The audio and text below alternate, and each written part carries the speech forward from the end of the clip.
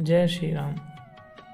तो हम कथा में पढ़ते हैं कि तुलसीदास जी संत और असंत, संगति और कुसंगति का प्रभाव बताते हैं। क्या महिमा है कि कैसे कुसंग के कारण धुआं काले कहलाता है और वही धुआं यदि सुसंग से मिल जाए सुंदर शाही होकर पुराण लिखने के काम में आता है।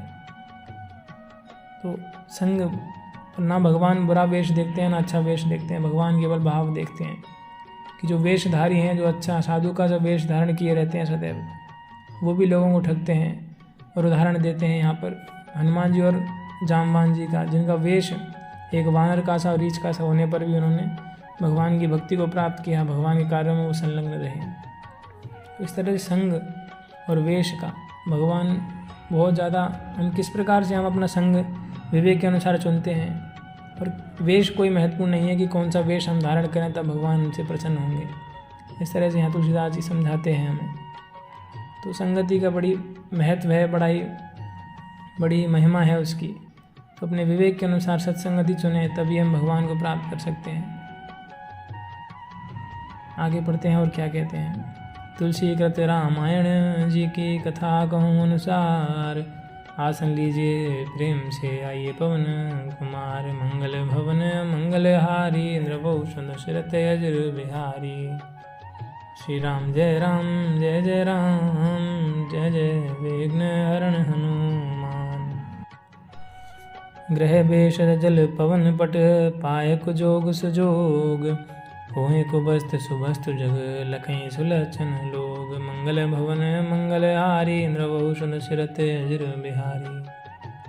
ग्रह, औषधि, जल, वायु और वस्त्र, ये सब भी कुसंग और सुसंग पाकर संसार में बुरे और भले पदार्थ हो जाते हैं। चतुर एवं विचारशील पुरुष ही इस बात को जान पाते हैं।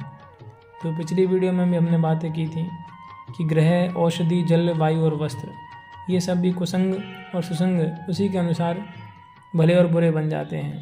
कि कैसे औषधि किसी भले व्यक्ति के मार्गदर्शन से ली जाए या भले व्यक्ति द्वारा ली जाए तो वह औषधि की तरह ही कार्य करती है, लेकिन वह गलत तरीके से ली जाए तो वह व्यसन भी बन जाती है। ग्रह है, कौन उसको किस तरह से रखता है। सत्संग संत अच्छे प्रकार से घर को रखते हैं और सात्विक वातावरण रखते हैं, जबकि यदि कोई तामसिक व्यक्ति है, तामसिक वातावरण वाले व्यक्ति हैं, तो अपने घर को तामसिक बनाकर रखें। तो ये बहुत सारी संगति का प्रभाव यहाँ पर बताया गया है। तो भगवान की प्राप्ति करनी है, परमात्मा के रास्ते पर चलना है, तो हमें अपना संगति किस प्रकार से रखनी है वह बहुत महत्वपूर्ण है। समय प्रकाश तम पाख दुहूँ, नाम भेद बिद कीन। सज शोषक पोषक समुद्र, जग जस यप जस दीन। महीने के दोनों पखवाड़ों में उजियाला और अंधेरा समान ही रहता है, परंतु विधाता ने इनके नाम में भेद कर दिया है। एक का नाम शुक्ल और दूसरे का नाम कृष्ण रख दिया। एक को चंद्रमा का बढ़ने वाला और दूसरे को उसका घटने वाला समझकर जगत ने एक को सुयश और दूसरे को अपयश दे दिया। तो दोनों पखवाड़ों में अथवा 15-15 दिन जो महीने के 2 भाग होते हैं, जिसमें एक में अमावस्या और एक में पूर्णिमा आती है, तो प्रकाश चंद्रमा का दोनों में समान ही होता है। केवल अंतर इतना है कि एक में चंद्रमा बढ़ता है, एक में घटता है। तो बढ़ने वाला घटने वाला समझकर जगत ने उनको एक को सुयश दे दिया, एक को शुक्ल कह दिया और दूसरे को कृष्ण अथवा काला कह दिया। अमावस्या को अंधेरी रात कह दिया और पूर्णिमा को चांदनी रात कह दिया। लेकिन दोनों पखवाड़ों में उजाला समान ही रहता है। इस तरह से संग और कुसंग का महत्व है, उसके लिए उदाहरण पेश करते हैं केवल यहाँ पर। जड़ चेतन जग जीव जत, सकल राम में जान। बंदौ सबके पद कमल, सदा जोर जुग पान। मंगल भवन अमंगल हारी, नृभूषण दशरथ अजर बिहारी। जगत में जितने जड़ और चेतन जीव हैं, सबको राम में जानकर मैं उन सबके चरण कमलों की सदा दोनों हाथ जोड़कर वंदना करता हूँ। तो तुलसीदास जी कहते हैं कि जगत में जितने भी जड़ और चेतन जीव हैं, उन सबको मैं राम में जानता हूँ कि उन सब में राम है और राम ही उन सब में व्याप्त हैं। भगवान को सर्वव्यापक कहा जाता है। तो उन सबको मैं राम में जानता हूँ। तो ये लोगों के मन में संदेह होता है कि सब में राम कैसे देखें। सब कुछ भगवान का बनाया हुआ ही है। सबसे पहले हम पढ़ते हैं श्रद्धा और विश्वास कि भगवान है वह सब में, हम जैसे सभी जीवों में भगवान आत्मा के रूप में विराजमान है। वह जो हमारी आत्मा है वह भगवान उन परमात्मा का ही अंश है।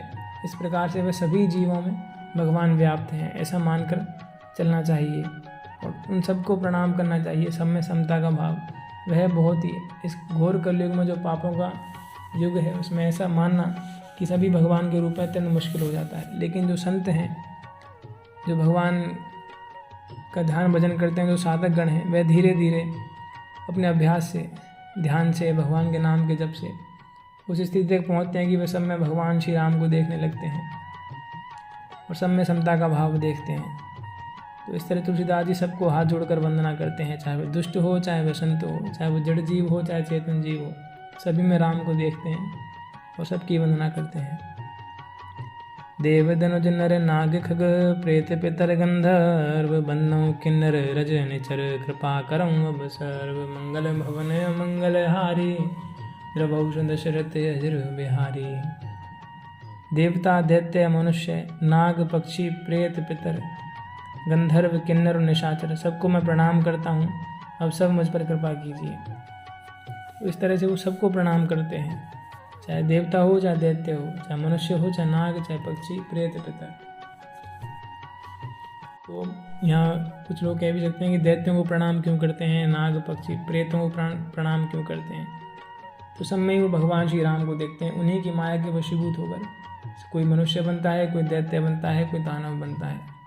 सब कुछ भगवान की प्रेरणा से ही होता है और सब में भगवान का अंश है, ऐसा समझकर वह सबको प्रणाम करते हैं।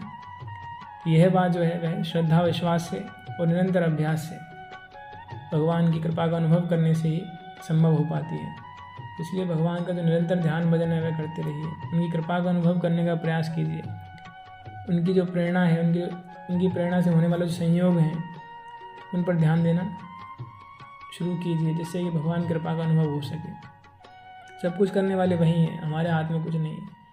तो कर्तापन का अभिमान है वह दूर होगा इससे कि सब कुछ भगवान करने वाले हैं, यही मानकर चलना चाहिए कि सभी कारणों के कारण भगवान ही है। ऐसा मानकर चलेंगे तभी हमारा कर्तापन का जो अभिमान है वह दूर होगा और तभी हम भगवान की प्राप्ति के मार्ग पर आगे बढ़ सकेंगे, अपनी साधना के मार्ग पर आगे बढ़ सकेंगे। तो इस तरह से भगवान का ध्यान भजन कीजिए, हृदय को सरल सहज रखिए और निष्काम भाव से अपने कर्तव्य कर्म करते रहिए। जय श्री राम।